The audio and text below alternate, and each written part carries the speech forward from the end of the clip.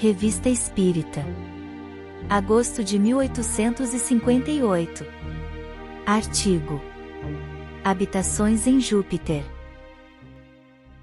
Para certas pessoas convencidas da existência dos espíritos, e aqui não cogito de outras, deve ser motivo de espanto que, como nós, os espíritos tenham as suas habitações e as suas cidades. Não me pouparam críticas. Em casas de espíritos em Júpiter. Que piada! Piada seja. Mas, eu nada tenho com isso. Se aqui, na verossimilhança das explicações, não encontra o leitor uma prova suficiente de sua veracidade. Se, como nós, não se surpreende com a perfeita concordância entre estas revelações dos espíritos e os dados mais positivos da astronomia. Se, numa palavra, não vê mais que hábil mistificação nos detalhes que se seguem e no desenho que os acompanha, eu o convido a se explicar com os espíritos, de quem apenas sou eco fiel e instrumento. Que se evoquem, Palissy ou Mozart, ou um outro habitante desse mundo feliz. Que sejam interrogados. Que minhas asserções sejam controladas pelas suas. Que, enfim, discutam com eles. Porque, quanto a mim, mais não faço do que apresentar aquilo que me é dado, e repetir aquilo que me é dito. E, por esse papel absolutamente passivo, julgo-me ao abrigo da censura, tanto quanto do elogio. Feita esta ressalva e admitida a confiança nos espíritos, se aceitar como verdadeira, a única doutrina realmente bela e sábia até aqui revelada pela evocação dos mortos, isto é, a migração das almas de planeta a planeta, suas encarnações sucessivas e seu progresso incessante pelo trabalho, os habitantes de Júpiter não nos devem mais causar admiração. Desde o momento em que um espírito se encarna num mundo como o nosso, submetido a uma dupla revolução, isto é, à alternativa dos dias e das noites e ao retorno periódico das estações, e desde que possui um corpo, esse envoltório material, por mais frágil que seja, não somente requer alimentação e vestuário, mas um abrigo ou, pelo menos, um lugar de repouso e, consequentemente, uma habitação. É exatamente o que nos foi dito. Como nós, e melhor do que nós, os habitantes de Júpiter têm seus lares comuns e suas famílias, grupos harmoniosos de espíritos simpáticos, unidos no triunfo, como foram na luta. Daí as moradas tão espaçosas que merecem exatamente o nome de palácios. Ainda como nós, os espíritos têm as suas festas, suas cerimônias, suas reuniões públicas. Daí certos edifícios destinados especialmente a essas finalidades. É preciso estar preparado para encontrar, nessas regiões superiores, uma humanidade ativa e laboriosa como a nossa, como nós, submetida às suas leis, às suas necessidades, aos seus deveres, apenas com a diferença de que o progresso, rebelde aos nossos esforços, torna-se fácil conquista para os espíritos, desprendidos como eles são, de nossos vícios terrenos. Eu não deveria ocupar-me aqui da arquitetura de suas habitações. Mas, para a boa compreensão dos detalhes que se seguem, não será inútil uma palavra de explicação. Se Júpiter só é habitável por bons espíritos, não se segue que sejam todos do mesmo grau de excelência. Entre a bondade do homem simples e a do homem de gênio, podem contar-se muitas nuances. Ora, toda a organização social desse mundo superior repousa precisamente sobre essa variedade de inteligências e de aptidões, e por efeito de leis harmoniosas cuja explicação aqui seria muito longa, cabe aos espíritos mais elevados e mais depurados, a alta direção de seu planeta. Essa supremacia não para aí. Ela se estende até os mundos inferiores, onde esses espíritos, por sua influência, favorecem, e incessantemente, ativam o progresso religioso, gerador de todos os demais. É preciso acrescentar, que para esses espíritos depurados, não haveria senão trabalhos intelectuais, pois suas atividades se exercem apenas no campo do pensamento, e eles já adquiriram bastante domínio sobre a matéria, para não serem senão ligeiramente limitados por ela, no livre exercício de sua vontade. O corpo desses espíritos, como aliás de todos os habitantes de Júpiter, é de tão pouca densidade que só pode ser comparada à dos nossos fluidos imponderáveis. Um pouco maior que o nosso corpo, cuja forma reproduz exatamente, entretanto mais bela e mais pura. Ele teria, para nós, a aparência de um vapor, e aqui emprego, contrafeito, um vocábulo que designa uma substância ainda muito grosseira. De um vapor, dizia eu, intangível e luminoso sobretudo nos contornos do rosto e da cabeça, pois aí a inteligência e a vida irradiam como um foco muito ardente. É exatamente esse brilho magnético, entrevisto pelos visionários cristãos, que os nossos pintores traduziam como o nimbo, ou auréola dos santos. Compreende-se que tal corpo não dificulta senão muito pouco as comunicações extramundanas desses espíritos, e que lhes permite, no seu próprio planeta, um deslocamento rápido e fácil. Ele se subtrai tão facilmente à atração planetária, e sua densidade difere tão pouco da densidade atmosférica, que ali pode movimentar-se, ir e vir, subir e descer, ao capricho do espírito e sem outro esforço além da vontade. Assim, alguns personagens, que Pallice houve por bem fazer-me desenhar, são representados rasando o solo ou na superfície das águas, ou ainda muito elevados no ar, com toda a liberdade de ação e de movimento que nós atribuímos aos anjos. Essa locomoção é tanto mais fácil quanto mais depurado é o espírito, o que se compreende sem esforço. Assim, nada é mais fácil aos habitantes do planeta do que determinar, logo à primeira vista, o valor de um espírito que passa. Dois sinais o delatam: da altura de seu voo e a luz mais ou menos brilhante de sua auréola. Em Júpiter, como por toda parte, os que voam mais alto são mais raros.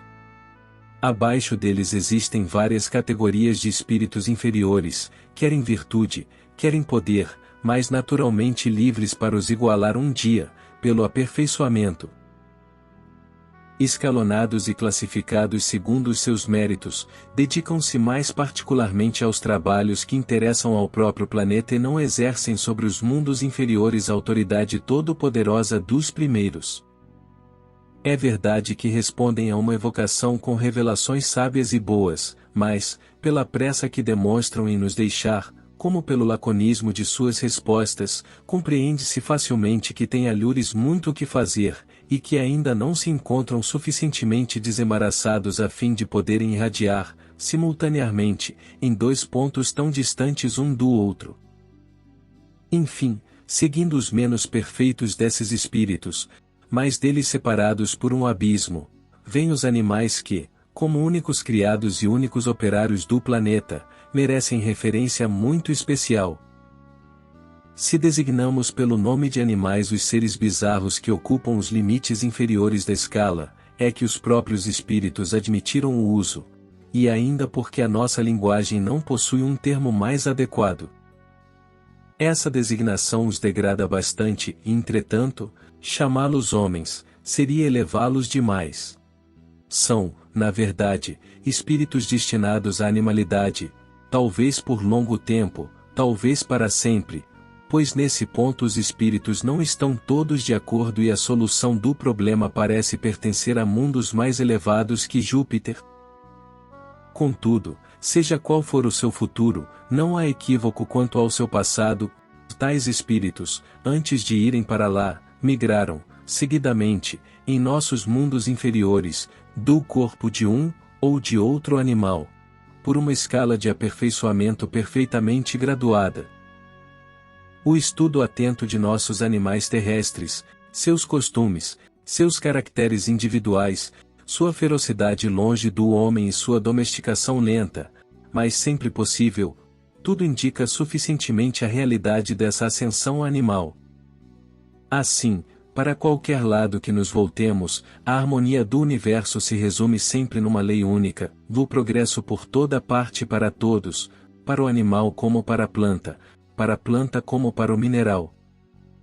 a princípio, um progresso puramente material, nas moléculas insensíveis do metal, ou do seixo, e cada vez mais inteligente, à medida que subimos na escala dos seres, e que a individualidade tende a desembaraçar-se da massa, a se afirmar, a se conhecer.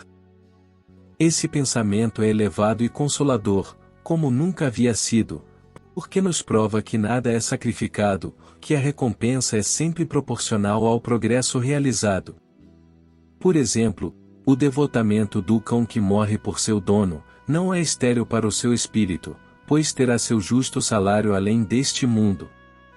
É o caso dos espíritos animais que povoam Júpiter. Aperfeiçoaram-se ao mesmo tempo que nós, conosco e com a nossa ajuda. A lei é ainda mais admirável, ela tanto faz de seu devotamento ao homem a primeira condição para sua ascensão planetária, que a vontade de um espírito de Júpiter pode chamar para si todo animal que, numa de suas vidas anteriores, lhe houver dado provas de afeição. Essas simpatias, que lá no alto formam famílias de espíritos, também agrupam em torno das famílias todo um cortejo de animais dedicados. Consequentemente, nosso apego por um animal, aqui embaixo, o cuidado que temos em amansá-lo e humanizá-lo, tudo tem sua razão de ser, tudo será pago, é um bom serviçal que preparamos antecipadamente para um mundo melhor.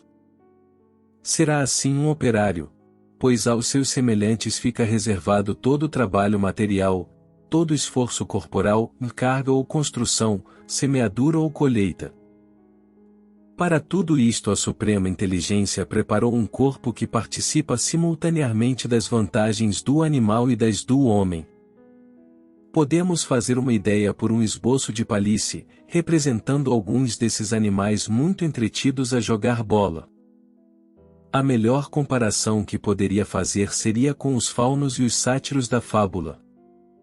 O corpo levemente peludo, apruma-se. No entanto, como o nosso, n'alguns, as patas desapareceram, dando lugar a certas pernas que lembram ainda a forma primitiva, e a 2 braços robustos, singularmente implantados e terminados por 2 verdadeiras mãos, se considerarmos a oposição dos polegares. Singularmente, a cabeça não é tão aperfeiçoada quanto o resto. Assim, a fisionomia reflete algo de humano, mas o crânio, o maxilar e sobretudo a orelha, em nada diferem sensivelmente daqueles dos animais terrestres. É, pois, fácil distingui-los entre si, este é um cão, aquele um leão. Adequadamente vestidos de blusas e vestes muito semelhantes às nossas, só lhes falta a palavra para se parecerem com alguns homens daqui. Eis precisamente o que lhes falta e aquilo que eles não poderiam fazer. Hábeis para se entenderem entre si, por meio de uma linguagem que nada tem da nossa, não mais se enganam quanto às intenções dos espíritos que os dirigem. Um olhar, um gesto lhes é bastante. Há certos impulsos magnéticos, cujo segredo já conhecem os nossos domadores de feras. O animal adivinha e obedece sem murmurar e, o que é mais importante, voluntariamente, porque está fascinado. É assim que lhe é imposta toda a tarefa pesada e que, com seu auxílio, tudo funciona regularmente, de um a outro extremo da escala social. O espírito elevado pensa e delibera. O espírito inferior age por sua própria iniciativa, e o animal executa. Assim, a concepção, a execução e o fato, se unem numa mesma harmonia e levam todas as coisas à sua conclusão, com mais rapidez e pelos meios mais simples e mais seguros. Peço desculpas por esta digressão, dela era indispensável ao assunto que agora podemos abordar. Enquanto esperamos os mapas prometidos, que facilitarão singularmente o estudo de todo o planeta, podemos, pelas descrições feitas pelos espíritos, fazer uma ideia de sua grande cidade, da cidade por excelência, desse foco de luz e de atividade que eles concordam em chamar, o que nos parece estranho, pelo nome latino de Junius. No maior de nossos continentes, diz Palisse, num vale de 700 a 800 léguas de largura, para utilizar vosso sistema de medidas, Um rio magnífico desce das montanhas do norte, aumentado por uma porção de torrentes e ribeirões, forma em seu percurso 7 ou 8 lagos, dos quais, o menor mereceria entre vós, o nome de mar. Foi sobre as bordas do maior desses lagos, batizado com o nome de Apérola, que os nossos antepassados lançaram os alicerces de Junius. Essa cidade primitiva ainda existe, venerada e guardada como preciosa relíquia. Sua arquitetura muito difere da vossa. Tudo isto eu te explicarei a seu tempo, saiba apenas que a cidade moderna fica a algumas centenas de metros da antiga. Apertado entre altas montanhas, o lago se derrama no vale por 8 enormes cataratas, que formam outras tantas correntes isoladas e dispersas em todas as direções. Com o auxílio dessas correntes nós cavamos na planície uma porção de regatos, de canais e de lagos, reservando o solo firme apenas para as casas e os jardins. Daí resulta uma espécie de cidade anfíbia, como a vossa Veneza e da qual, à primeira vista, não se poderia dizer se foi construída sobre a terra ou sobre a água. Hoje, nada te digo sobre 4 edifícios sagrados construídos a montante das cataratas, de modo que a água jorra em catadupa de seus próprios pórticos. Essas obras vos pareceriam incríveis por sua grandeza e por sua ousadia. Aqui descrevo a cidade terrestre, de certo modo material, cidade das ocupações planetárias, enfim aquela a que chamamos a Cidade Baixa. Tem suas ruas, ou melhor, os seus caminhos traçados para o serviço interno. Tem suas praças públicas, seus pórticos e suas pontes lançadas sobre os canais, para a passagem dos serviçais. Mas a cidade inteligente, a cidade espiritual, a verdadeira Junius, enfim, não deve ser procurada no solo. Ela está no ar. Para o corpo material de nossos animais incapazes de voar, é necessária a terra firme. Nota. Entretanto, há que excetuar certos animais alados e destinados ao serviço do ar, e aos trabalhos que entre nós exigiriam carpinteiros. É uma transformação da ave, como os animais acima descritos são uma transformação dos quadrúpedes. Fim da nota. Mas o nosso corpo fluídico e luminoso exige um alojamento aéreo como ele próprio, quase impalpável e móvel à nossa vontade. Nossa habilidade resolveu esse problema com o auxílio do tempo e das condições privilegiadas que o grande arquiteto nos concedeu. Bem compreendes que essa conquista dos ares era indispensável a espíritos como os nossos. Nosso dia é de 5 horas e nossa noite igualmente de 5, mas tudo é relativo. E para seres prontos a pensar e agir como nós, para espíritos que se compreendem pela linguagem dos olhos e que sabem comunicar-se magneticamente à distância, nosso dia de 5 horas equivaleria a uma semana de vossas atividades. Isso tudo ainda era muito pouco, em nossa opinião. A imobilidade da morada, o ponto fixo do lar era um entrave para todas as nossas grandes obras. Hoje, pelo fácil deslocamento dessas moradas de pássaros, pela possibilidade de nos transportarmos, assim como aos nossos, para qualquer lugar do planeta, à hora que bem quisermos, nossa existência no mínimo duplicou, e com ela, tudo quanto ela pode produzir de útil e de grande.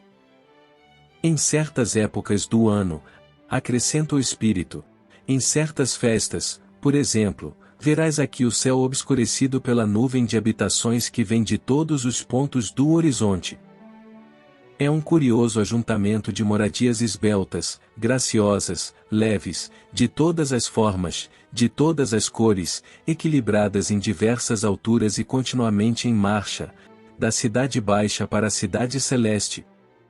Alguns dias depois, faz-se o vazio pouco a pouco e todos esses pássaros se vão. Nada falta a essas moradas flutuantes, nem mesmo o encanto da verdura e das flores. Falo de uma vegetação sem similar entre vós, de plantas e até de arbustos que, pela natureza de seus órgãos, vivem, respiram, alimentam-se e se reproduzem no ar. Diz ainda o mesmo Espírito. Temos esses tufos de flores enormes, cujas formas e nuances nem podeis imaginar, e de uma textura tão delicada, que as torna quase transparentes. Balouçando-se no ar, onde largas folhas as sustêm, providas de gavinhas semelhantes às da videira, reúnem-se em nuvens de 1000 tons, ou se dispersam ao sabor do vento, e oferecem um espetáculo encantador aos transeuntes da Cidade Baixa. Imagina a graça dessas jangadas de verdura, desses jardins flutuantes que nossa vontade pode fazer e desfazer, e que por vezes duram toda uma estação. Longos rastilhos de lianas e de ramos floridos se destacam dessas alturas, e descem até o solo. Cachos enormes se agitam, exalando o perfume das pétalas que se destacam. Os espíritos que viajam pelo ar, aí estacionam. É um lugar de repouso e de reencontro, e, se assim o desejarem, um meio de transporte para terminar uma viagem, sem fadigas e em boa companhia. Um outro espírito estava sentado sobre uma dessas flores no momento em que o evoquei. Disse-me ele: neste instante, é noite em Junius, e me acho sentado à distância, numa dessas flores do ar, que só se abrem aqui à claridade de nossas luas. A meus pés dormita toda a Cidade Baixa, mas acima da minha cabeça e em volta de mim, a perder de vista, só há movimento e alegria no espaço. Dormimos pouco. Nossa alma é muito desprendida, de modo que as necessidades do corpo não a tiranizam. A noite é feita mais para os nossos servos do que para nós. É a hora das visitas, das conversas longas, dos passeios solitários, dos devaneios, da música. Só vejo moradas aéreas resplendentes de luz, ou jangadas de folhas e de flores carregadas de bandos alegres. A primeira de nossas luas ilumina toda a Cidade Baixa, é uma luz suave, comparável à dos vossos luares, mas, da margem do lago eleva-se a segunda, a de reflexos esverdeados, que dão a todo o rio o aspecto de um vasto gramado. É sobre a margem direita desse rio, cuja água, diz o espírito, dar-te-ia a impressão da consistência de um vapor muito leve, que está construída a casa de Mozart, cujo desenho Palissy teve a bondade de me fazer reproduzir sobre cobre.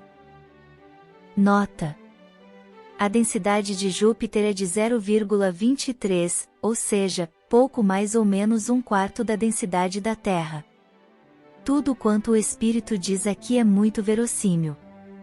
Compreende-se que tudo é relativo e que nesse globo etéreo, tudo, como ele, seja etéreo. Fim da nota. Apresento aqui apenas a fachada do lado sul. A grande entrada fica à esquerda, olhando a planície. À direita fica o rio. Ao norte e ao sul estão os jardins. Perguntei a Mozart quem eram seus vizinhos. Mais acima e mais abaixo, 2 espíritos que não conheces. Mais à esquerda, apenas um grande prado me separa do jardim de Cervantes. A casa tem 4 faces, como as nossas, mas seria erro considerar isto como regra geral. É construída com uma certa pedra que os animais tiram das pedreiras do norte, e cuja cor, o espírito compara aos tons esverdeados que por vezes tomam o azul do céu, ao pôr do sol. Quanto à sua dureza, pode-se fazer uma ideia, por esta comparação de Palissy, em que ela fundir-se-ia sob a pressão de nossos dedos humanos tão rapidamente quanto um floco de neve, posto seja uma das matérias mais resistentes daquele planeta. Nessas paredes os espíritos esculpiram ou incrustaram estranhos arabescos que o desenho procura reproduzir. São ornamentos gravados na pedra e depois coloridos, ou incrustações feitas na solidez da pedra verde, por um processo atualmente muito em voga, e que mantém toda a graça dos contornos dos vegetais, toda a delicadeza de seus tecidos e toda a riqueza de seu colorido. Uma descoberta, acrescentou o espírito, que fareis um dia e que entre vós mudará muitas coisas. A grande janela da direita apresenta um exemplo desse gênero de ornatos. Uma de suas bordas, mas não é que um enorme caniço, cujas folhas foram conservadas. O mesmo ocorre no coroamento da janela principal, que imita a forma da clave de sol. São plantas sarmentosas enlaçadas e petrificadas. É por tal processo que eles obtêm a maior parte dos coroamentos dos edifícios, dos portões, das balaustradas, etc. Por vezes a planta é colocada na parede, com suas raízes, em condições de crescer livremente.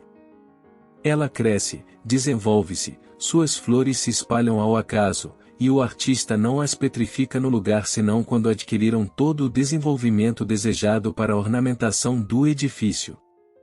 A casa de Palissy é quase que inteiramente decorada por esse processo.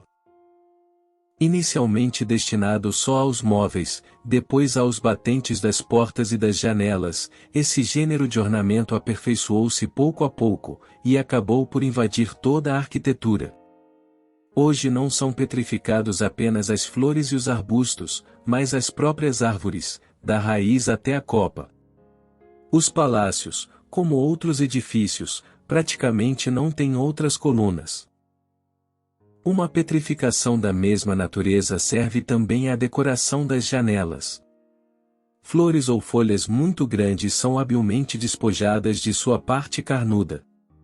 Não resta mais que um feixe de fibras, tão finas quanto a mais fina musselina. Cristalizam-nas, e dessas folhas reunidas com arte constroem toda a janela, que apenas filtra para o interior uma luz muito suave. Também as impregnam de uma espécie de vidro líquido e colorido de todos os matizes, que endurece no ar e que transforma a folha numa espécie de vidraça. Do arranjo dessas folhas nas janelas resultam encantadores ramos transparentes e luminosos. Quanto às dimensões dessas aberturas e a inúmeros outros detalhes que, à primeira vista, podem surpreender, vejo-me obrigado a uma explicação.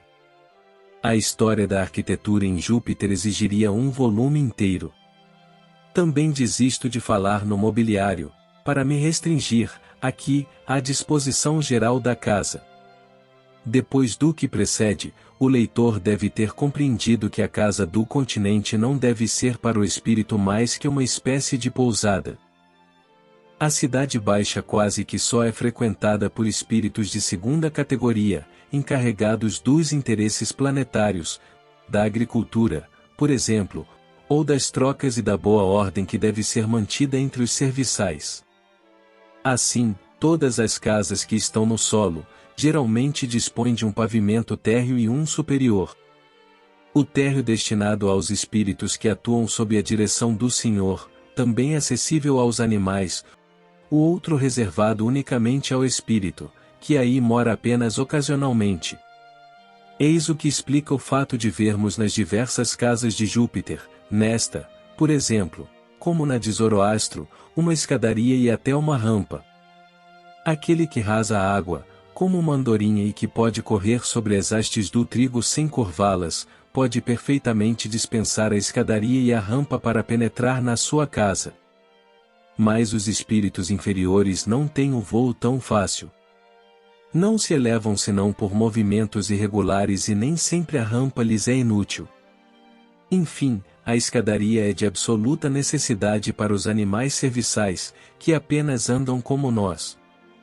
Estes últimos também possuem seus pavilhões, aliás muito elegantes, e que fazem parte de todas as grandes habitações, mas suas funções os chamam, constantemente, à casa do Senhor, e é necessário facilitar-lhes a entrada e o trânsito interno.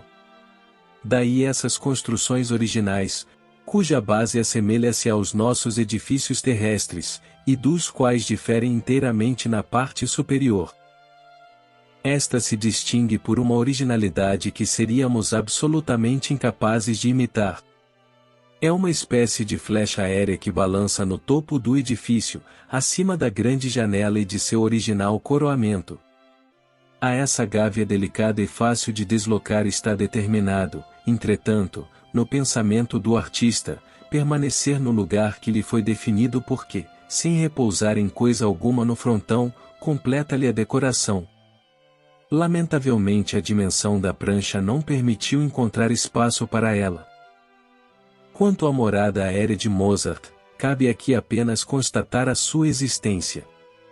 Os limites deste artigo não permitem que me estenda sobre o assunto. Não concluirei, entretanto, sem me explicar, de passagem, sobre o gênero de ornamentos que o grande artista escolheu para sua morada. É fácil identificar-lhe a semelhança com a nossa música terrestre. A clave de sol é ali repetida com frequência e, coisa original, nunca a clave de fá. Na decoração do Reis do chão encontramos um arco de violino, uma espécie de tiorba ou bandolim, uma lira e uma pauta de música. Mais acima há uma grande janela que lembra vagamente a forma de um órgão, as outras têm a aparência de grandes notas, mas as notas pequenas são abundantes por toda a fachada.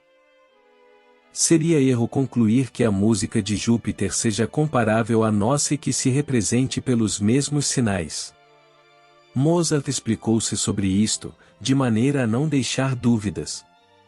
Mas, na decoração de suas casas, os espíritos lembram a missão terrestre que lhes deu o mérito da encarnação em Júpiter, e que resume magnificamente a feição de sua inteligência.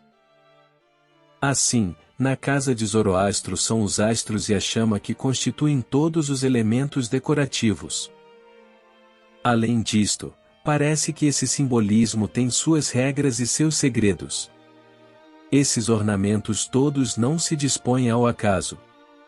Eles têm sua ordem lógica e sua significação precisa. Mas, é uma arte que os espíritos de Júpiter se abstêm de fazer-nos compreender. Pelo menos por enquanto. E sobre a qual não se explicam de bom grado.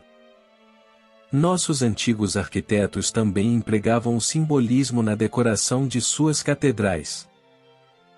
A Torre de São Tiago é um poema hermético, se dermos crédito à tradição. Portanto, não há motivo para nos admirarmos da originalidade da decoração arquitetônica em Júpiter. Se ela contraria as nossas ideias sobre a arte humana é que, na verdade, existe um abismo entre uma arquitetura que vive e fala, e uma alvenaria inexpressiva como a nossa. Nisto, como em tudo mais, a prudência nos permite evitar esse erro do relativismo, que quer reduzir tudo às proporções e aos hábitos do homem terreno. Se os habitantes de Júpiter morassem como nós, comessem, vivessem, dormissem, e andassem como nós, não haveria muita vantagem em ir para lá. É porque o seu planeta difere muito do nosso que desejamos conhecê-lo, e sonhamos com ele como nossa futura morada. De minha parte, penso que não perdi meu tempo, e ficaria muito feliz por me haverem os espíritos escolhido para seu intérprete, se os seus desenhos e as suas descrições inspirarem a um só crente o desejo de subir mais rapidamente para Jounius, e a coragem de tudo fazer para consegui-lo. Victorien Sardou. O autor desta interessante descrição é um desses adeptos fervorosos e esclarecidos, que não temem confessar alto e bom som as suas crenças, e colocam-se acima da crítica daqueles que não creem em nada, além do seu círculo de ideias. Ligar seu nome a uma doutrina nova, desafiando os sarcasmos, é uma coragem que não é dada a todos. Felicitamos ao Sr. V. Sardou porque a possui. Seu trabalho revela o distinto escritor que, jovem ainda, já conquistou um lugar de honra na literatura, e alia, ao talento de escritor profundos conhecimentos de sábio. É mais uma prova de que o espiritismo não recruta entre os tolos e ignorantes. Fazemos votos para que o Sr. Sardou complete o mais breve possível o seu trabalho tão auspiciosamente começado. Se os astrônomos nos desvendam, por sábias pesquisas, o mecanismo do universo, por suas revelações os espíritos nos dão a conhecer o seu estado moral e, como eles mesmos dizem, é com o objetivo de motivar-nos ao bem, a fim de merecermos uma vida melhor. A Allan Kardec. Fim do artigo.